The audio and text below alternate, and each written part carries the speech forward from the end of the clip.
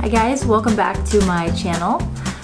This is my weekly vlog that I'm getting started with. This week has been a wonderful and exciting, fabulous, exhausting week. And I think the biggest part of that is that I've started my spring cleaning.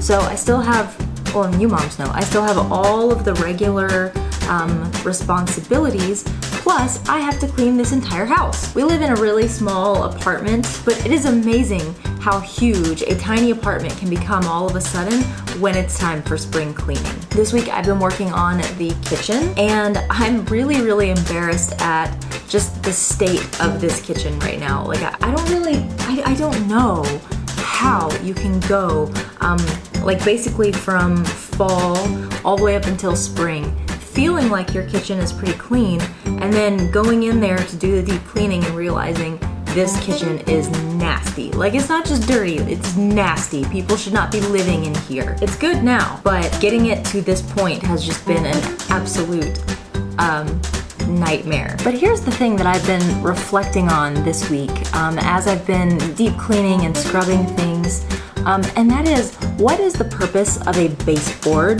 Does anybody know what this thing is for? Because I'm gonna tell you right now, it seems that the only thing that baseboard does, the only purpose that it serves, is to be decorative and to accumulate crap on it. I don't know, but it's nasty. And I don't know if this happens to anybody else, but mentally I start like just spiraling out of control. And it starts with something like this. This is nasty. How did it get this nasty? Why am I cleaning this? I feel like a servant here. I should not feel like a servant. I live here. I should be paying somebody to do this. Oh, that's right. I can't afford to pay someone to do this. I bet if I didn't buy as many jujube bags, I could afford to have someone do this. Yeah, right. But truly, like, I don't think there's anything that makes you feel less degraded as a human being than sitting and scrubbing baseboards. Cleaning the toilets is like a close, well, it's up there too, but like truly, you just don't feel like a worthy human being when you're down on the floor scrubbing a baseboard. That's how I feel anyway. Speaking of toilets, this may be an overshare, but you're all moms mostly who watch my channel, so you'll understand. My son has had solid poops for several months now. You know, we transitioned off of breast milk and he's mostly eating solid foods now. And it's been wonderful as a cloth diapering mom, finally having some just solid poops. But the problem is that, you know, as some of you guys know, my son has been on antibiotics, and it seems to have just now really hit my son's gut. And the solid poops are gone, and we're having these messy, I mean, just ones that are a lot like the newborn poops. And today I was cleaning out a diaper and I just forgot. It just didn't occur to me to go back to using the shield that you use when you spray off a diaper right before you put it in your diaper pail. The shield keeps the water from splashing everywhere, which is something that you really don't want to have happen while you're cleaning a poopy diaper. So today, my husband's not home. He's off on a trip to New Jersey, and I'm not thinking, and I just take this dirty diaper and just pull the sprayer off of my toilet and spray it as hard as the water will come out. When I tell you it was like a diaper Armageddon, I mean it. Poopy water just sprayed. I'm just standing there shocked, like literally shocked, with a dirty diaper in one hand and the sprayer in the other hand, and eyes wide, like it was a horrible situation.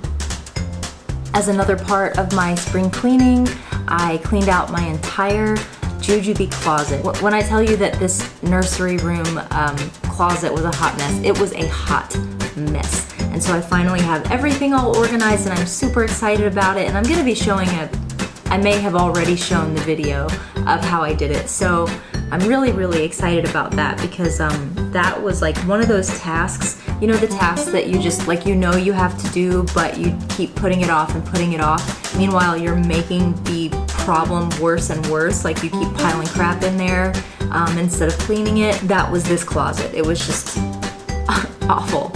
But it's beautiful now, and I will put a preview of it right here just in case I have not already put the video out. My stepson is arriving on Sunday, and I'm super excited about that.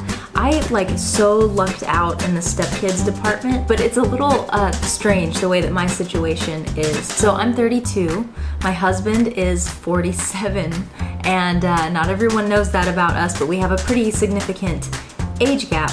And part of that age gap is dealing with the fact that he has grown children. Well, by grown, they're not grown, they're just much older than what you think of when you think of stepkids. So when I first started meeting his children, it was kind of an interesting dynamic because I was 31. Was I 31? No, I was 30.